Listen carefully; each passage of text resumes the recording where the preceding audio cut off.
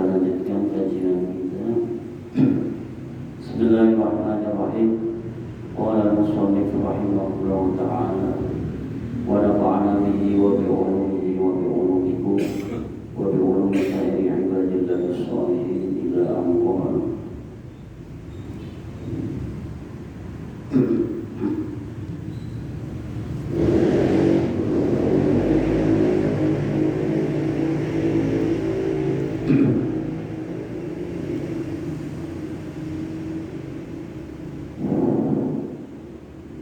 Bismillahirrahmanirrahim.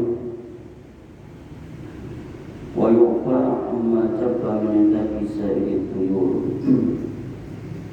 Wa yu'fa dan dimaafkan atau dimaklumkan amma jabba dari kotoran yang telah kering, min takisari tuyur dari kotoran semua burung, fil makani ay fi sholati, yakni di tempat sholat, idza amatil balwani, jika kotoran itu telah rata adanya. Jadi seandainya ketika sholat ternyata di tempat sholat itu misalnya ada kotoran dari semua jenis burung tapi sudah kering, ini bagaimana hukumnya? Orang yang sholat sedangkan tempat sholatnya atau area sekitar sholatnya itu ada bekas kotoran burung tapi yang sudah kering. Nah, dalam hal ini hukumnya dimaafkan atau dimaafkan.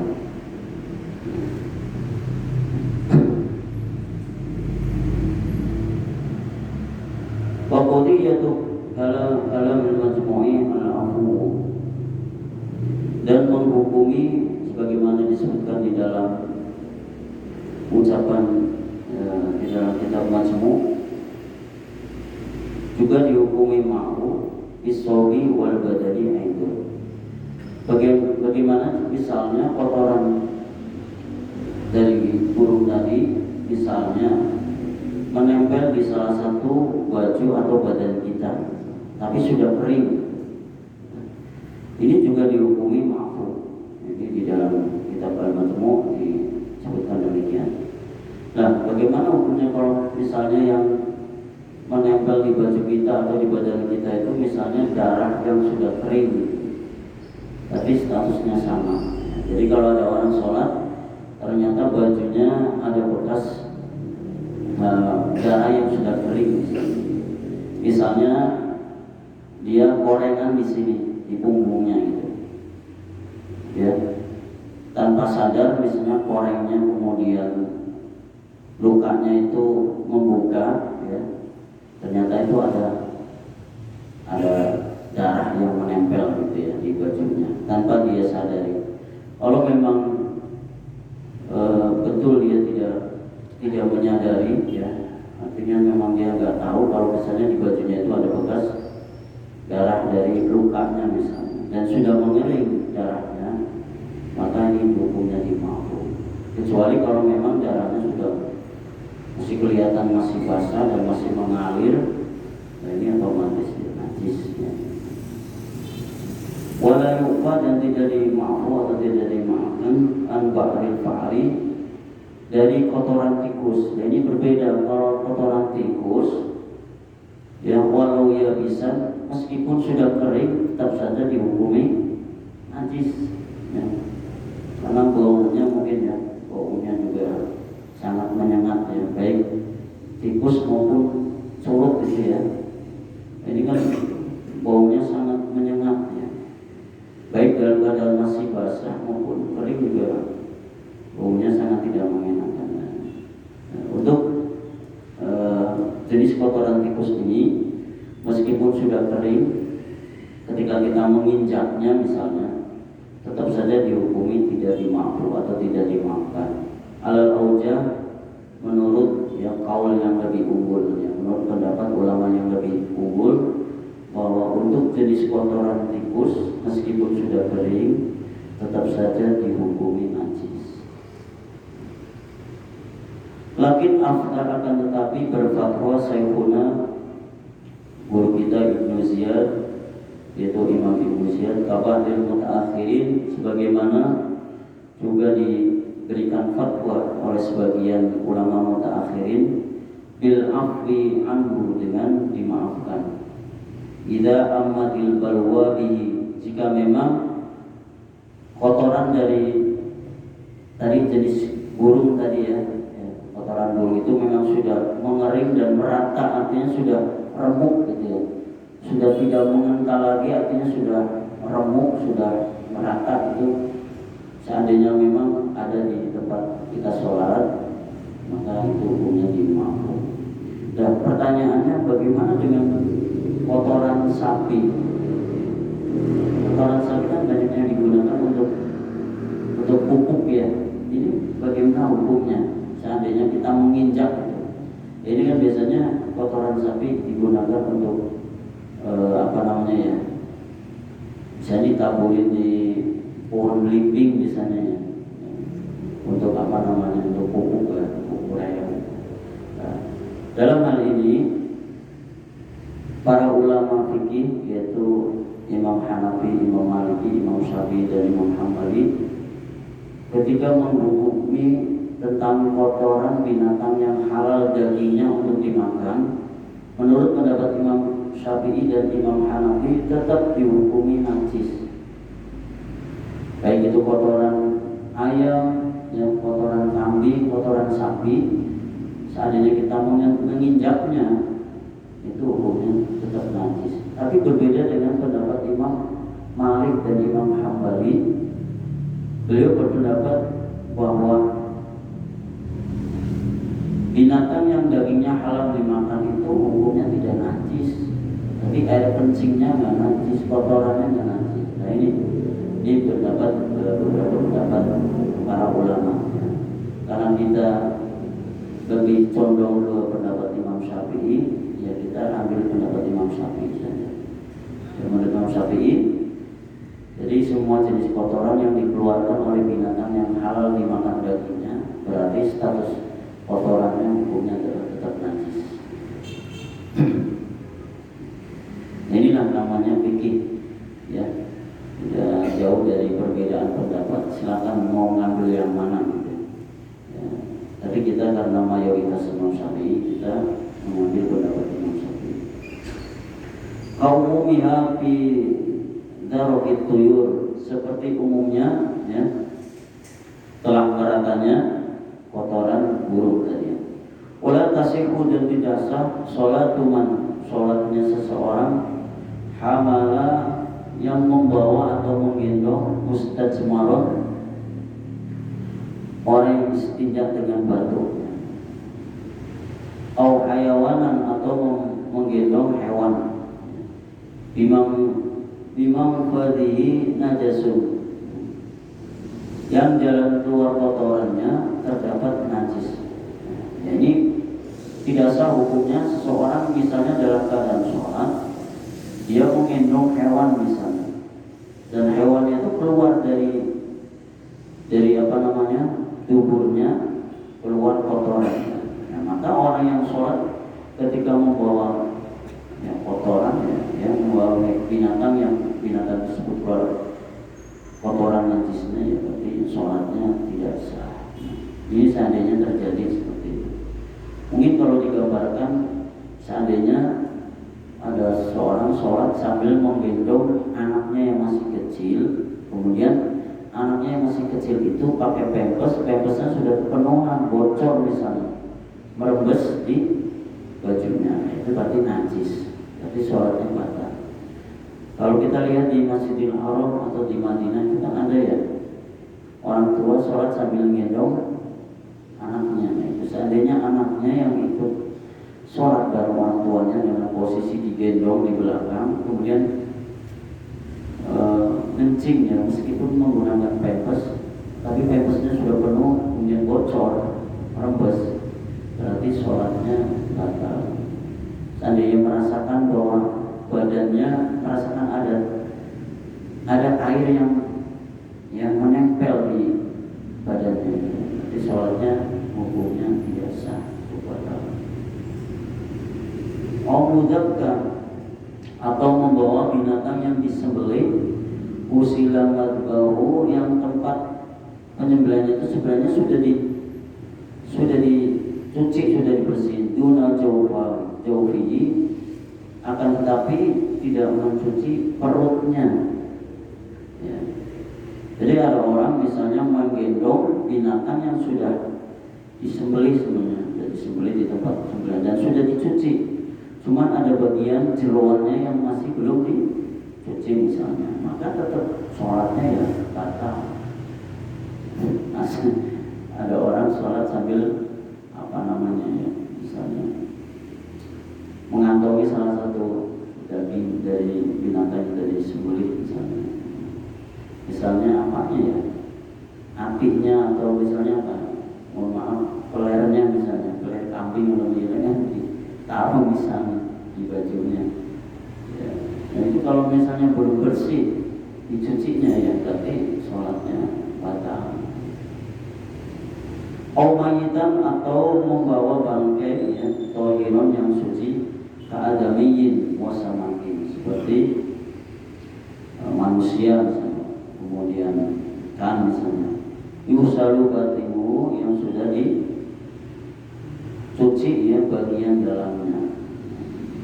Ini juga bisa dihukum sholatnya batal. Ya. Sholat sambil megang ikan atau bawa ikan yang ikannya itu belum bersih dalam hal pencuciannya.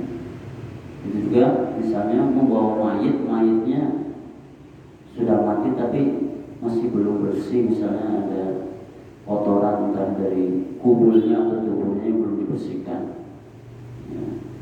Atau misalnya posisi dia sudah utuh gitu ya. Kemudian ketika membawa mayit yang sudah mati, yang mayitnya ini apalagi bau misalnya sudah membusuk misalnya, ini najis. Au baydota madiratin, atau telur yang sudah rusak fi batiniha damun, yang di dalam telur itu sudah terdapat darah. Begitu juga telur yang sudah rusak, artinya kalau sudah rusak itu kuningnya kan sudah berubah menjadi kemerah-merahan atau keluar darahnya, misalnya darah dari kuning telur itu, ini juga najis atau tidak layak untuk dikonsumsi. Wala sholatu qabidin la yasihu, artinya tidak sah sholatnya ya. Orang yang menggenggam ya, pucuk suatu benda ya, qabidin torfiin mutasilin binajisin, yang bertemu dengan najis. Dan juga orang yang sholat kemudian ia menggenggam sesuatu benda, yang benda itu di ujungnya masih ada bekas najisnya, ini juga sholatnya besar. Wa illam yataharrak ya, walaupun ya benda itu tidak bergerak ya, biharakatihi ya, dengan gerakan ya, dengan gerakannya, meskipun benda yang kita pegang itu yang di ujungnya ada najis, meskipun tidak bergerak misalnya ya, tetap saja ini dihukumi najis. Far'un lauro'a, seandainya seseorang lauro'aman yuridu sholata, seandainya seseorang ya, melihat ada orang yang sedang melakukan sholat, wabisobihi najasun, kemudian di bajunya itu terdapat najis yang jelas-jelas najisnya itu terlihat. Wairu makfuin, kemudian najis yang menempel di bajunya itu najis yang tidak dimakfu atau tidak dimaafkan. Lazimahu i'lamu, maka wajib hukumnya memberitahukan bahwa hei Pak, itu bajunya ada najisnya gitu. Orangnya lagi sholat, mungkin sudah dapat 1 rakaat atau 2 rakaat, tapi ketika kita sebagai orang yang melihat di belakangnya bahwa baju orang tersebut terkena najis, maka wajib bagi orang yang melihat untuk memberitahukan bahwa Pak, mohon maaf, itu di bajunya ada najis kotoran.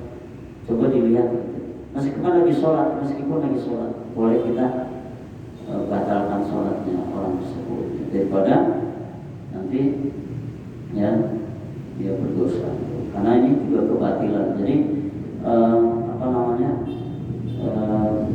amal ma'ruf nahi munkar itu bukan hanya artinya memberi petunjuk atau memberi peringatan kepada orang yang mabuk-mabukan saja, orang yang mencuri dan sebagainya. Tetapi kalau kita melihat ada orang kemudian sholat dia terkena najis bajunya, tapi ini juga termasuk amal ma'ruf nahi munkar. Jadi memberikan kebenaran kepada orang yang sedang melakukan sholat, tetapi baju yang dipakainya itu terdapat najis. Ini juga namanya amal ma'ruf nahi munkar. Wa qad yalzamu ta'lima man ra'ahu. Itu juga wajib memberitahukan kepada orang yang ia melihat orang itu yuhillu biwajibin, yang melanggar suatu kewajiban. Jadi kalau ada kita melihat orang melakukan pelanggaran kewajiban misalnya, itu juga harus kita tahu, harus kita sampaikan. Di ra'yi muqalladihi, menurut pendapat yang sangat dipercaya. Jadi terkadang memang amar ma'ruf nahi munkar itu kadang-kadang memang berat itu untuk disampaikan secara jelas. Padahal yang qulil haq walau kana murran, katakan yang benar meskipun itu sangat tidak menyenangkan, tidak mengenakan. Apalagi kalau ini terkait dengan keluarga sendiri, kerabat sendiri, kadang untuk kebenaran berat gitu. Nah, jadi harus kita tegakkan. Dan meskipun misalnya keluarga kita bersalah, ya kita katakan bersalah. Dan kadang-kadang kita beratnya di situ, apalagi kaitannya dengan hukum misalnya. Saudara kita harus proses hukum misalnya. Ini kadang-kadang kita sebagai keluarga yang termasuk mungkin di dalamnya sebagai saksi, kadang-kadang berat untuk menyatakan iya dia bersalah, iya saudara saya yang bersalah. Kadang-kadang ini berat seperti itu.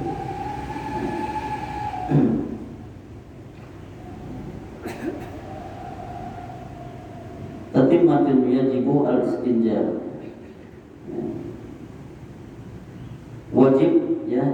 Wajib al-istinja'u, melakukan istinja min kulli kharijin muwallatin bima'in. Setiap yang keluar kemudian mulawwatin, yang dapat dibersihkan bima'in dengan air. Istinja itu kita akan membahas tentang istinja. Wa yakfi fihi ghalaqid dhanni zawalun najasah.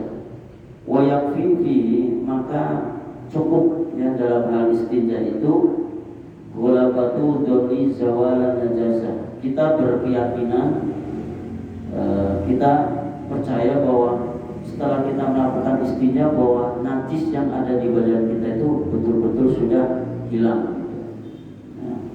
Jadi jangan sampai ada keraguan di saat kita istinja. Setelah selesai istinja kita sudah cekok baik dengan air maupun dengan batu di sana Ini harus ada dalam diri kita bahwa kita sudah yakin bahwa najis tersebut sudah kita bersihkan. Wala yusannu, dan tidak disunahkan hina idin ketika tidak disunahkan ketika istinja itu kemudian samiyatihi, mencium baunya, mencium bau tangannya. Jadi habis cebok jangan dicium gitu. Nggak boleh. Bila perlu, kalau misalnya ada sabun, setelah cebok bersih kita pakai sabun, kemudian kita cuci tangan kita. Sehingga kalau mencium pun mungkin baunya sudah berubah, tidak bau kotoran BAB-nya tadi. Kalau kencing kan enggak, biasanya kan yang bau kan yang BAB. Baik BAB dari yang keluar dari badan sendiri maupun ketika menceboki anaknya yang masih kecil. Itu sekali lagi jangan kemudian dicium. Ingin tahu baunya kayak apa, enggak usah.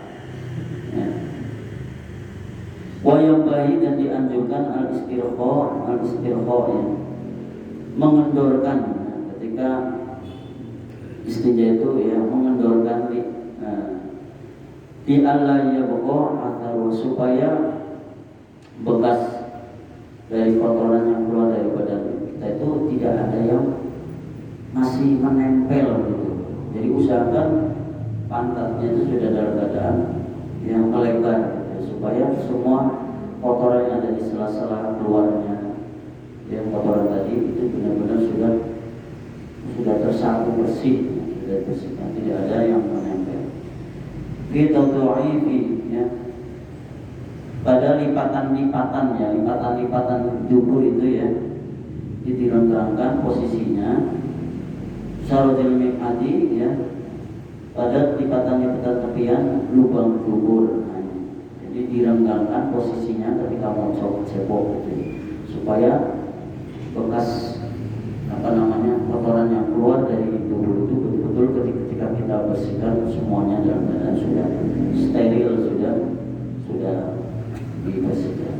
Au misalnya ya masahatin atau dengan 3 basuhan. Seandainya memang istinjanya itu ketika membersihkannya menggunakan batu, tapi batunya ada 3 dan batunya itu harus jangan yang lurus tapi yang ada bentuk segitiga kalau bisa ya, ada berbentuk segitiga. Seandainya digunakan satu itu bisa dipakai sebelah sininya lagi, atau di sisi yang berikutnya satu misalnya, kemudian pakai lagi. Ta'umul mahalli fi kulli maradin, yang secara umum ketika najis itu dibersihkan meskipun dengan menggunakan satu batu, itu menurut kita itu sudah cukup untuk membersihkan. Tapi seandainya satu batu masih rapuh, belum bersih, ya berarti tambah dengan batu yang kedua. Dan seandainya masih kurang juga, berarti dengan batu yang terakhir, itu batu yang ketiga. Ma'atankihi, serta dapat membersihkan bijamidi koliin, yang benda padat yang dapat dibersihkan. Jadi dalam hal istinja ya, ini ada 2 yang bahan yang bisa digunakan untuk toharohnya atau membersihkannya, yaitu yang pertama dengan air. Seandainya tidak dengan air, berarti dengan menggunakan batu. Seandainya batu nggak ada, boleh dengan daun yang kasar atau tisu yang kasar. Oleh karenanya biasanya di mall-mall itu di tempat WC-nya, seandainya mungkin airnya lagi mampet klosetnya, itu biasanya ada tisu roll gitu yang ada kasar. Itu tujuannya seandainya airnya tidak keluar, berarti itu boleh menggunakan tisu kasar tadi untuk membersihkan bekas kotoran yang keluar dari badan kita. Yang penting benda yang digunakan itu rada keset gitu, bendanya rada keset gitu, rada kasar. Wayudahu, dan disunahkan di dakhilil kholai, bagi orang yang masuk ke WC, au yuqaddima ya yasaru, untuk mendahulukan kaki yang kiri. Jadi kalau mau ke kamar mandi, itu yang harus kita dahulukan adalah kaki kiri dulu dengan membaca Allahumma ini a'udzubika minal khubusi wal khaba'is, masuk ke kaki kiri. Wa yaminahu, dan menggunakan kaki kanan ya, lingsiroi, setelah selesai dari kamar mandi, kaki kanan yang keluar ya, lebih awal. Kemudian membaca doa alhamdulillahilladzi adzaba anil adza wa afani. Segala suci Allah yang telah menghilangkan segala kotoran dan menyehatkan tubuh. Di aksil masjid, berbeda ketika kita masuk ke masjid. Ketika masuk masjid, kaki kiri kanan dulu yang masuk, sedang sambil membaca doa Allahumma ftahli abwaaba rahmatika. Nah, ketika keluar dari masjid setelah kita sholat, zikir dan sebagainya, kaki kiri dengan membaca Allahumma ftahli abwaaba fadlika. Jadi ketika masuk masjid Allahumma ftahli abwaaba rahmatika, ketika keluar Allahumma ftahli abwaaba fadlika.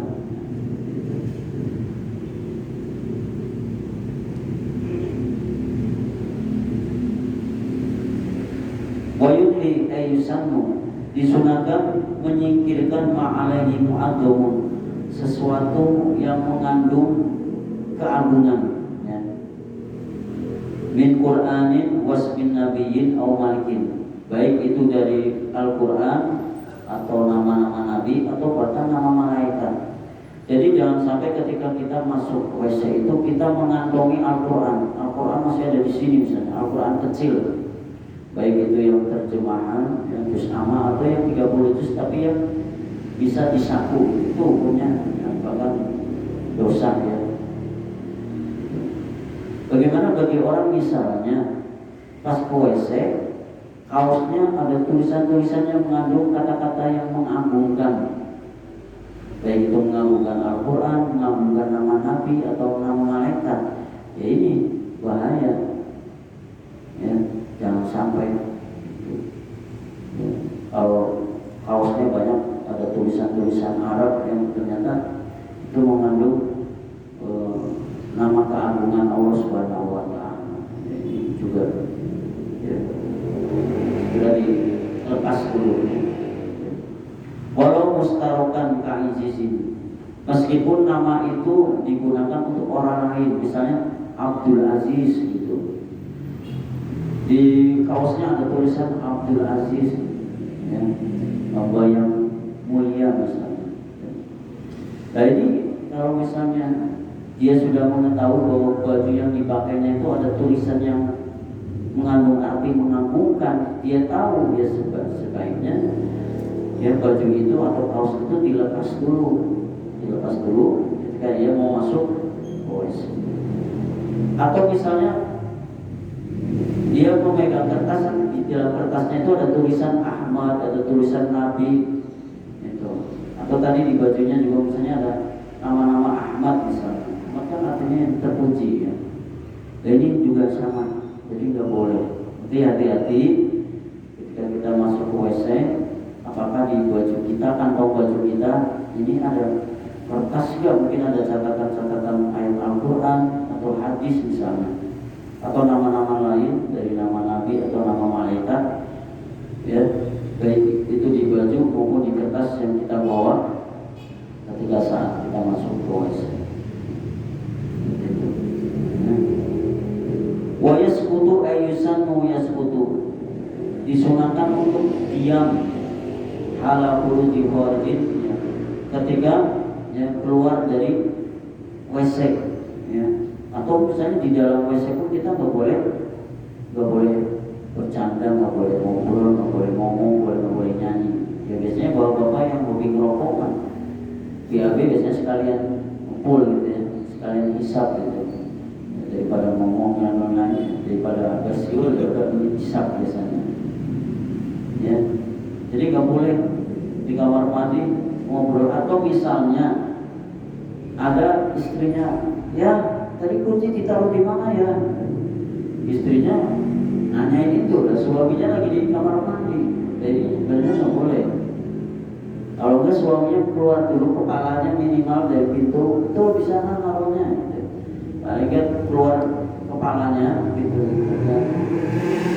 Itu masih diperbolehkan. Tapi kalau jawabnya masih di dalam kamar mandi, nah ini, jadi terjadi di kita, ya nggak sih? Kadang gitu. Anak istri nanyain sesuatu pada kita, kitanya posisinya lagi di WC, entah lagi mandi maupun lagi BAB. Ya. Ini sebenarnya keterangan ini nggak boleh. Ya. An-ghairi dzikrin, dan tidak boleh, ya, zikir nggak boleh, ya. Lagi BAB zikir misalnya, atau dengar lantunan ayat Al-Quran dari masjid, dari speaker, Jadi ke bawah ikut baca. Nah ini jangan. Atau lagi dengan sholawatan yang rumahnya dekat dengan masjid, oleh mau sebentar lagi mau dengan sholat maghrib nih, kan ada yang sholawatan. Ya lagi BAB misalnya, berenung sambil dengerin sholawatan yang dilantunkan di masjid, di sepeda, dianya ikut ke bawah ada ini, nggak bisa, nggak boleh. Ya, ini kadang keceplosan, apalagi ini sholawatnya sholat yang biasa kita baca atau kita senang misalnya. Nah ini wajib udah dan disunahkan ayusanu ya udah disunahkan untuk menjauhkan diri ketika kita sedang buang hajat, ya itu harus jauh dari keramaian, ya seandainya itu di tempat terbuka, di tempat umum misalnya, itu harus kita mau menjauhi. Biasanya kalau kita lagi ngebet, tiba-tiba di tengah perjalanan ngebet pingin BAB atau kencing, kita tengok-tengok dulu mana ya tempat yang sekiranya biar kelihatan orang, ngumpet dulu lah. Dan ketika kita sudah menemukan tempat yang sekiranya aman, kita pun harus memperhatikan juga. Ini kan tempat kosong, tempat yang belum pernah kita jelajahi, jangan sembarangan juga mencing di pohon besar misalnya. Ternyata di pohon besar itu misalnya ada jin yang lagi tidur di siang hari, pohonnya dikencingin yang ngamuk dia. Ini kejadian di pernah ya saat saya masih kecil ya, di kampung saya itu ada anak kecil baru kelas 2 atau kelas 3 SD, saya ingat saya ya, namanya Abdul Salam, saya masih ingat. Nah kebetulan kebiasaan anak-anak kecil di kampung saya itu kalau ada sawah yang sudah habis dipanen itu biasanya kan jadi rata buat main bola. Nah, di sampingnya kan kali, ya. Kita masih memang mandi, nyuci piring apa baju memang di kali gitu ya.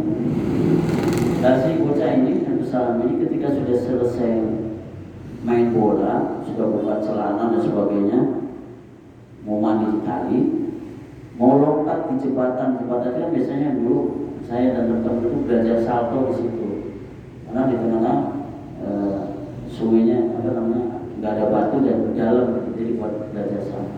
Nah si Salam ini ketika mau lompat dan dia ngencing dulu, ngencing anak kecil ya, ngencing dimainin begitu ya, ewer-ewer, bertepatan dengan suara adzan maghrib. Jin kalau dengar adzan kan langsung panas ya. Jadi dia lari di depan lubang sekecil apapun yang menghindarkan si jin ini dan mendatang lantunan ya rapat-rapat adzan. Masuklah di kelaminnya si bocah ini, sampainya kesurupan dan lama sekali sebelumnya. Bocah kecil tapi suaranya kayak orang dewasa, tenaganya kayak orang dewasa. Ya, sampai ustadz-ustadz yang di kampung saya atau sekitar orang pintar di daerah saya itu sampai nyerah nggak bisa mengeluarkan si jin ini yang masuk di kelaminnya si bocah ini. Karena terlalu lama ya bocah ini kesurupannya, akhirnya dibawa ke Banten. Nah, zaman tahun 90-an mau ke Banten kan susahnya bukan main. Dari kampung saya ke Tegal ke Sukabumi atau kemana dulu kayaknya ke Purwakarta gitu. Jadi masih ya berhenti gitu kan ya, belum langsung bisnya belum gitu. Ya hanya alhamdulillah sembuh misalnya. Jadi ya, jadi kalau kita buang hajat di tempat yang kita nggak tahu asal usulnya, jangan sembarangan. Karena bisa jadi wilayah itu ada penghuninya yang tidak kelihatan, itu bisa membahayakan diri kita. Termasuk ketika kita masuk di villa-villa yang boleh sekian bulan kosong, ini juga kita harus ada istilahnya adabnya. Kalau mau masuk ngomong dulu, assalamualaikum, mohon maaf, saya mau istirahat beberapa hari di sini beserta keluarga. Saya tidak akan mengganggu kalian dan tolong kalian pun jangan mengganggu saya. Istilahnya ada sopan santun yang kadang-kadang kita kan main masuk gitu aja. Katanya begitu sudah nginep di situ ada yang resek, gangguin kita, kamar mandinya lah bunyi apa begini, karena dari awalnya kita sendiri nggak permisi gitu. Nah ini ya, karena kita yakin bahwa Allah menciptakan ya selain kita yang tidak kelihatan. Jadi dia sudah lama di situ, dari mulai masih kebun sampai jadi bangunan, mungkin masih mengendap di situ di salah satu tempat yang kita nggak tahu. Oleh karenanya, seandainya kita menempati tempat yang lama tidak ditempati, paling tidak ada permisi dulu, istilahnya permisi. Insya Allah nggak diganggu. Insya Allah. Walistatiru dan membuat penutup ketika kita BAB atau kencing itu paling tidak ada penutup, jangan seperti kamar mandi. Wa an la yaqtiya hajatahu, dan janganlah melakukan qadil hajat ya bima'in mubahin di tempat atau di tempat air yang umum gitu ya. Yang rokidin kemudian tidak mengalir, malam yastabhir ya, yang jumlahnya tidak banyak. Ini juga kita tidak boleh membuang kotoran kita di tempat, misalnya seperti kubangan atau semacam istilahnya rawa itu ya. Dimana rawa itu tidak ada air yang untuk bisa mengalir kemana, artinya mengembang di situ saja, itu nggak boleh.